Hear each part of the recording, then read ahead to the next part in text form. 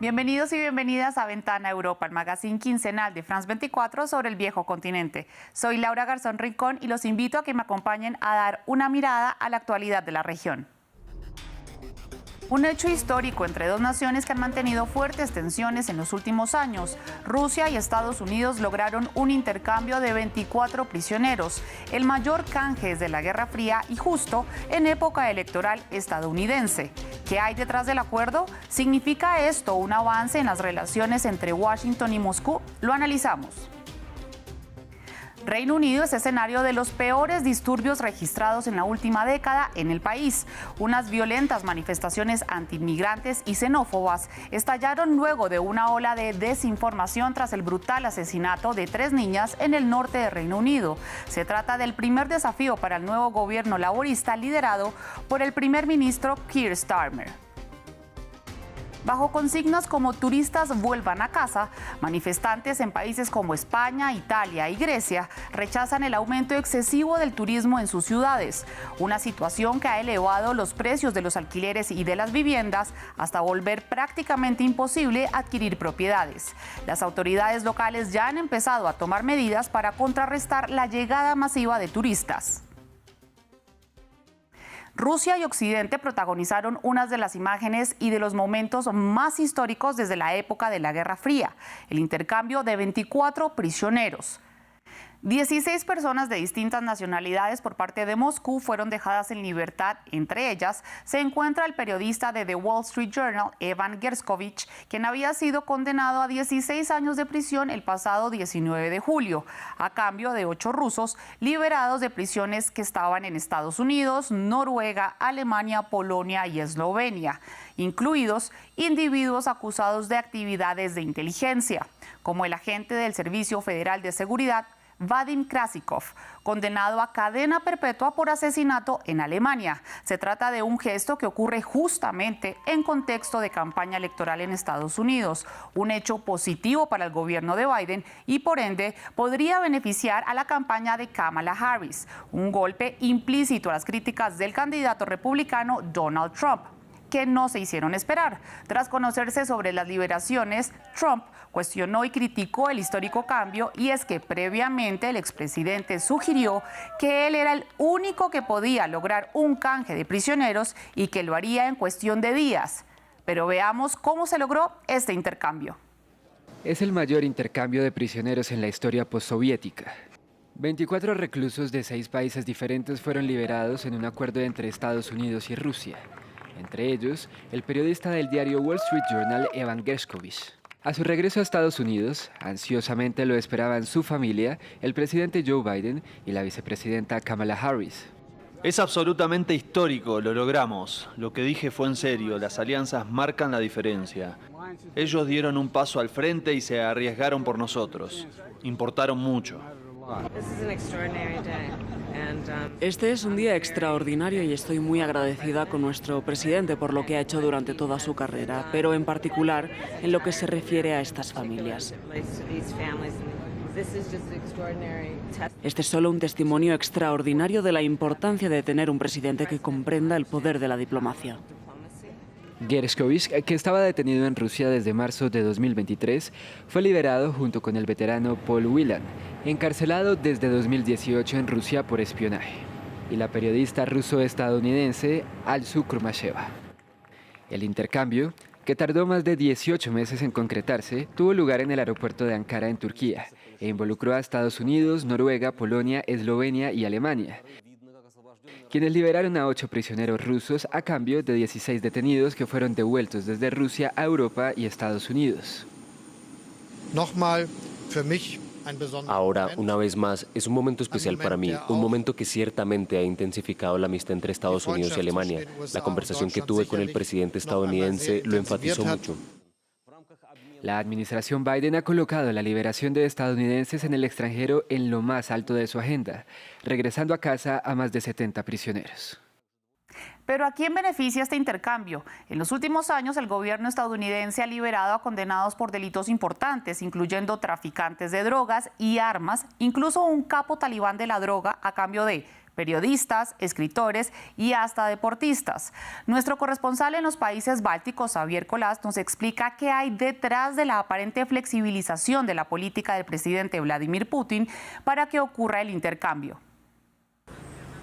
La verdad es que sí, a muchos ha sorprendido este canje por lo voluminoso que es, el más importante, el más abultado desde 1983, en plena Guerra Fría, pero también por el momento en el que llega, justamente en la recta final del mandato de Joe Biden, un presidente norteamericano con el que Moscú ha tenido muy malas relaciones y precisamente en un momento en el que la campaña demócrata resurge con Kamala Harris al frente. No es ningún secreto que el establishment en Moscú era más propicio a un presidente Donald Trump que a un presidente Joe Biden o a una presidenta Kamala Harris, pero por alguna razón han preferido dar este regalo, este canje, que cumple ampliamente las expectativas estadounidenses durante el mandato, durante la recta final del mandato de Joe Biden. Probablemente la razón es que, bueno, Estados Unidos quería fundamentalmente a su reportero, al norteamericano Evan Gershkovich, y Rusia quería a su pistolero Vadim Krasikov,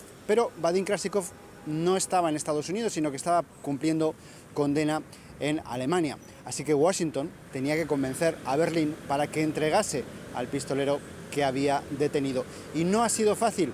Por alguna razón, Rusia ha entendido muy bien que, aunque su candidato favorito pudiese ser Trump, Joe Biden tenía muchísimas más posibilidades de conseguir convencer a Alemania, de hacer valer su posición de aliado mayor para que Alemania cediese y entregase a Vadim Krasikov. Y de hecho, así es como ha sucedido.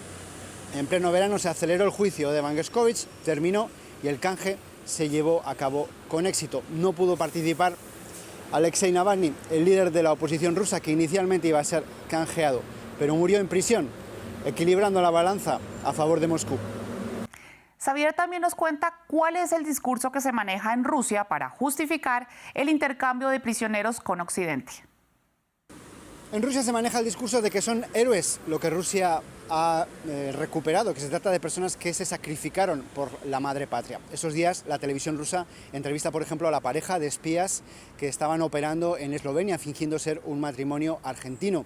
Según el Kremlin, tuvieron preferencia en el canje porque se exponían a perder la custodia de los dos niños.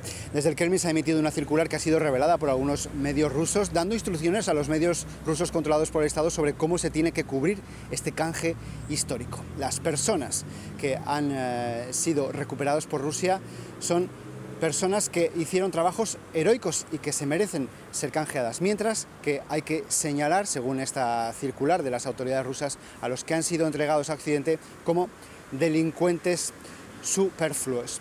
A Vladimir Putin también le sirve este canje de cara a comunicar un cierto mensaje hacia afuera también, no solo hacia adentro. Hacia adentro hay que incidir en que Putin consigue que quede claro que Rusia no abandona a los suyos. Hay que recordar que el presidente ruso siente de una manera muy intensa el uniforme del KGB y siempre está dispuesto a recompensar a las personas que se han arriesgado y a castigar a los que traicionan al equipo de espías. Pero al mismo tiempo, hacia afuera, Rusia consigue comunicar al resto del mundo que es un país con el que se puede hacer tratos, incluso aunque siga en marcha la invasión de Ucrania. Y en el fondo es lo que ha sucedido. Occidente condena día a día a la dictadura rusa, condena día a día las represiones rusas y la invasión rusa de Ucrania, pero al fin y al cabo después negocia con Rusia y entrega a sus criminales, no a pesar de ser rusos, sino precisamente por sus lazos con el Kremlin. Cientos de detenidos y ataques contra inmigrantes, los peores disturbios de la última década en Reino Unido. El asesinato de 3 niñas, sumado a una rápida y descontrolada desinformación sobre los orígenes del atacante, fueron los detonantes para que varias protestas y revueltas se registraran en ciudades como Manchester, Liverpool, Bristol, Bolton y Londres. ¿Hay un movimiento antiinmigrante creciendo en Reino Unido? El ataque en Southport, la xenofobia y la desinformación serían el cóctel ideal para los grupos de extrema derecha. Veamos más a continuación. Con gritos de salven a nuestros hijos, queremos nuestro país de vuelta y detengan los botes, cientos de personas salieron a las calles de Reino Unido para protestar tras la muerte de 3 niñas en un ataque con cuchillo en la ciudad costera de Southport. Los disturbios liderados por la extrema derecha y bajo consignas antiinmigrantes e islamofóbicas atacaron mezquitas y hoteles conocidos por hospedar a refugiados. Axel Rudakubana, nacido en Gales, fue identificado luego de matar a 3 niñas y acuchillar a otros 8 menores y 2 adultos en un centro recreativo de verano en Southport. No se trata de una protesta, sino de pura violencia. No toleraremos ataques a mezquitas ni a nuestras comunidades musulmanas. Una excusa para los extremistas de derecha que divulgaron por redes sociales falsos rumores de que el atacante era un inmigrante musulmán que había cruzado ilegalmente a través del Canal de la Mancha el año pasado. Creo que el gobierno conservador que acaba de salir tiene un papel en ello, porque se oye a la gente en las calles gritando «paren los botes», y esa es exactamente la retórica de los conservadores. Ante la violencia, el primer ministro Keir Starmer anunció la creación de una fuerza activa de agentes especiales para contrarrestar las protestas. Además, señaló que la justicia criminal será redoblada para darle manejo a los cientos de detenidos. Starmer ha prometido que las comunidades estarán seguras mientras el país se prepara para una escalada de actos violentos. Sin duda, estas manifestaciones y disturbios son el primer gran reto del nuevo gobierno de los laboristas. Bueno, y las protestas no paran porque varias ciudades de Europa han sido escenario de manifestaciones, pero esta vez en contra del turismo. España, Italia y Grecia son algunos de los países en donde los turistas no son muy bienvenidos. El aumento en los precios de los alquileres y de las viviendas ha vuelto casi imposible el deseo de algunos residentes a ser propietarios de viviendas. Los gobiernos locales, en su búsqueda de promover el turismo y generar mayores ingresos, han provocado un turismo en masa, situación que parece haberse salido de control para las autoridades, quienes ya están tomando medidas en un intento por controlar los niveles de turismo en sus ciudades. En Venecia ya existe una tarifa de entrada temporal destinada a regular el número de turistas, mientras que en Barcelona, ante el aumento hasta de un 68% en la última década en los alquileres, la alcaldía dará fin al alquiler de apartamentos a turistas. Todos estamos enfrentando alquileres altos que muchas personas tarde o temprano tienen que irse a otro barrio o directamente fuera de la ciudad, porque el turismo y esta ola de gentrificación se extiende en el mapa.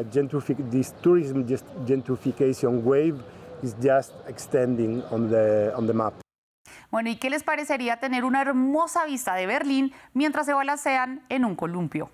Sin duda, una atracción turística para aventureros. Se trata de un columpio ubicado en la emblemática Plaza Alexanderplatz, a unos 120 metros de altura, donde por 25 € pueden disfrutar de una linda y completa panorámica de la capital alemana. Gracias por acompañarme en este episodio de Ventana a Europa. Los espero en una próxima emisión con toda la actualidad del continente europeo aquí en France 24 y en france24.com.